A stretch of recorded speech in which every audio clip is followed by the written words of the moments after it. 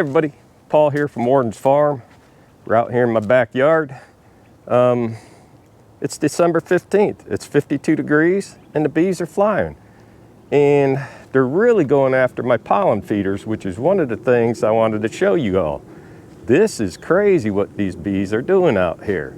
So let me show it to you. Since the bees are down here feeding like crazy in the bee pollen I put in there, and they're flying like crazy. But let me come up here by the house and show you a couple other feeders right up. There's one. We'll come up here towards the house. This is my grape arbor. And you can see the bees are going crazy in here as well.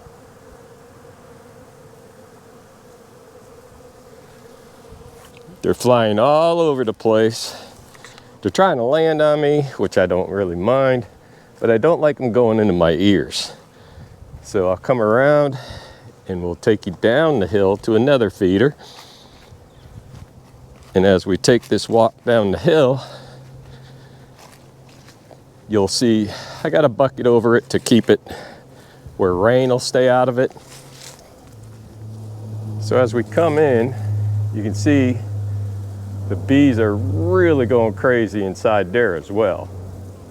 They're feeding like crazy, they're grabbing the pollen, they're flying all over the place, and they really like getting the pollen this time of year.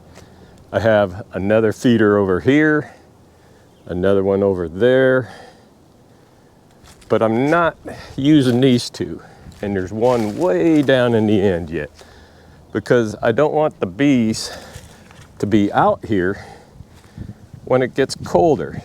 They're flying like crazy now because it's in the 50s, the sun's out, but it's still gonna get cold really quick tonight. It was down in the 20s last night, and you can see on the outside of that hive, there's some dead bees and they got pollen on them.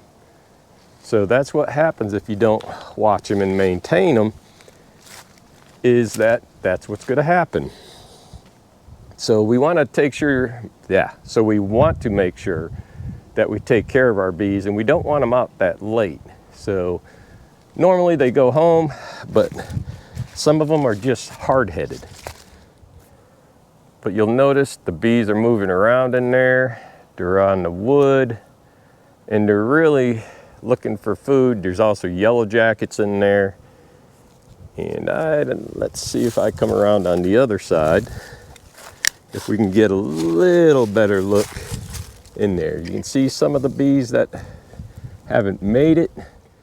These bees here, on the other hand, I'm trying to get a good angle so you can actually see better. There we go.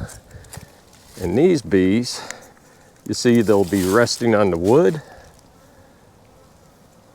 Let's see how close we can get. There you go. Let's see what they're doing, moving around. They're all getting their fill of the feed. Even the yellow jackets are. So it's one of these things where you gotta feed your bees in this time of year, because the dearth is just a tremendous strain on the bees. So by helping them out, you're helping the whole hive. So if you haven't set out any feeders, you might want to give it a whirl, and all it can do is help your bees. So one of the things I want to stress to you is when the dearth is on, you gotta feed your bees, because there's such a stress on the bees this time of year when there's no nectar, no pollen.